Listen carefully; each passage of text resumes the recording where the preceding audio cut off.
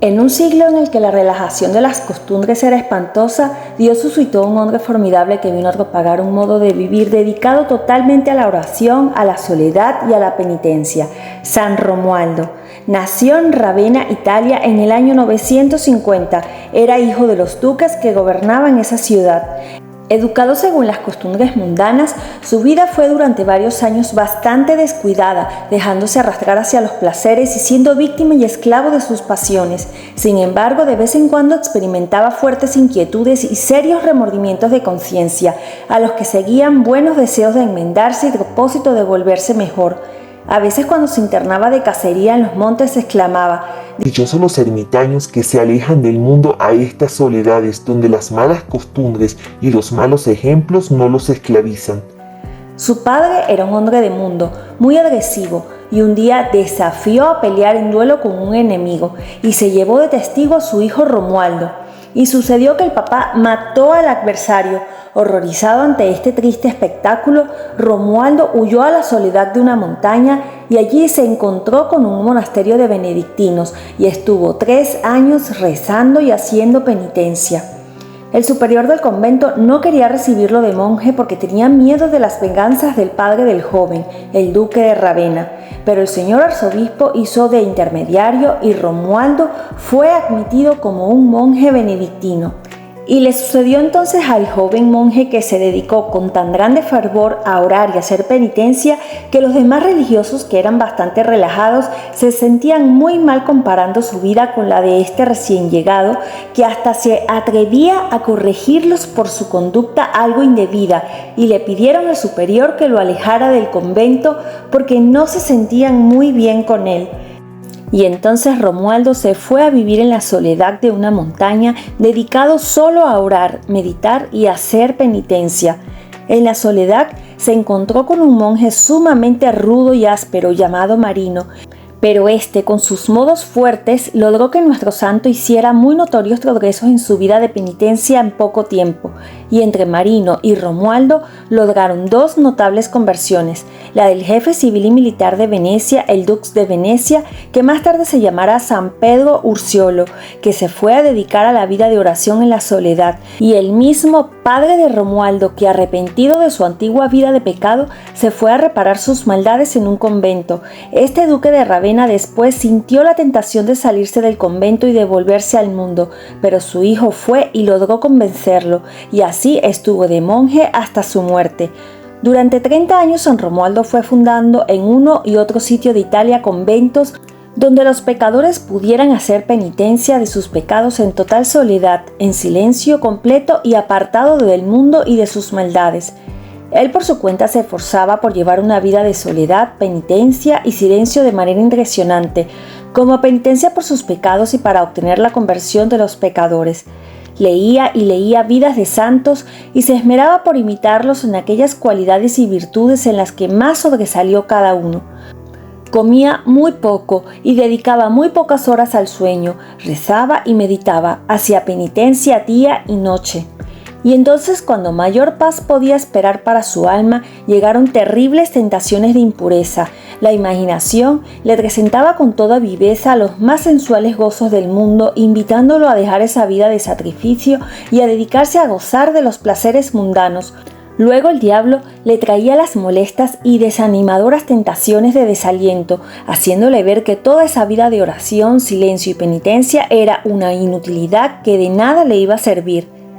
Por la noche, con imágenes feas y espantosas, el enemigo del alma se esforzaba por obtener que no se dedicara más a tan heroica vida de santificación, pero Romualdo redoblaba sus oraciones, sus meditaciones y penitencias, hasta que al fin, un día, en medio de los más horrorosos ataques diabólicos, exclamó emocionado: Jesús misericordioso, ten compasión de mí. Y al oír esto, el demonio huyó rápidamente y la paz y la tranquilidad volvieron al alma del santo. Volvió otra vez al monasterio de Ravenna, del cual lo habían echado por demasiado cumplidor, y sucedió que vino un rico a darle una gran limosna. Sabiendo Romualdo que había otros monasterios mucho más pobres que el de Ravenna, fue y les repartió entre aquellos toda la limosna recibida. Eso hizo que los monjes de aquel monasterio se le declararan en contra. Ya estaban cansados de verlo tan demasiado exacto en penitencias y oraciones y en silencio, y lo azotaron y lo expulsaron de allí. Pero sucedió que en esos días llegó a esa ciudad el emperador Otón III, y conociendo la gran santidad de este monje lo nombró abad superior de tal convento.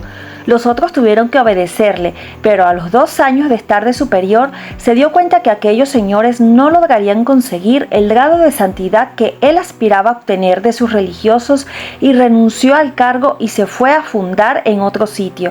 Dios le tenía reservado un lugar para que fundara una comunidad como él la deseaba. Un señor llamado Malduli había obsequiado una finca en región montañosa y apartada llamada Campo de Malduli, y allí fundó el santo su nueva comunidad que se llamó Camaldulenses, o sea, religiosos del Campo de Malduli. En una visión vio una escalera por la cual sus discípulos subían al cielo vestidos de blanco. Desde entonces cambió el antiguo hábito negro de sus religiosos por un hábito blanco. San Romualdo hizo numerosos milagros, pero se esforzaba porque se mantuviera siempre ignorado en el nombre de los que había conseguido del cielo. Un día, un rico, al ver que al hombre de Dios ya anciano le costaba mucho andar de pie, le obsequió un hermoso caballo, pero el santo lo cambió por un burro, diciendo que viajando en un asnillo podía imitar mejor a nuestro Señor. En el monasterio de la Camáldula sí obtuvo que sus religiosos observaran la vida religiosa con toda la exactitud que él siempre había deseado. Y desde el año 1012 existen monasterios camaldulenses en diversas regiones del mundo. Observan perpetuo silencio y dedican bastantes horas del día a la oración y a la meditación. Son monasterios donde la santidad se enseña, se aprende y se practica. San Romualdo deseaba mucho derramar su sangre por defender la religión de Cristo, y sabiendo que en Hungría mataban a los misioneros, dispuso irse para allá a misionar, pero cada vez que emprendía el viaje se enfermaba. Entonces comprendió que la voluntad de Dios no era que se fuera por allá a buscar martirios, sino que se hiciera santo allí, con sus monjes, orando, meditando y haciendo penitencia y enseñando a otros a la santidad. 20 años antes el santo había profetizado la fecha de su muerte. Los últimos años frecuentemente era arrebatado a un estado tan alto de contemplación que, lleno de emoción e invadido de amor hacia Dios, exclamaba: Amado Cristo Jesús, tú eres el consuelo más grande que existe para tus amigos. A donde quiera que llegaba se construía una celda con un altar y luego se encerraba, impidiendo la entrada allí de toda persona. Estaba dedicado a orar y a meditar. La última noche de su existencia terrenal fueron 2 monjes a visitarlo porque se sentía muy débil. Después de un rato mandó a los 2 religiosos que se retiraran y que volvieran a la madrugada a rezar con él los salmos. Ellos salieron, pero presintiendo que aquel gran santo se podía morir muy pronto, se quedaron escondidos detrás de la puerta.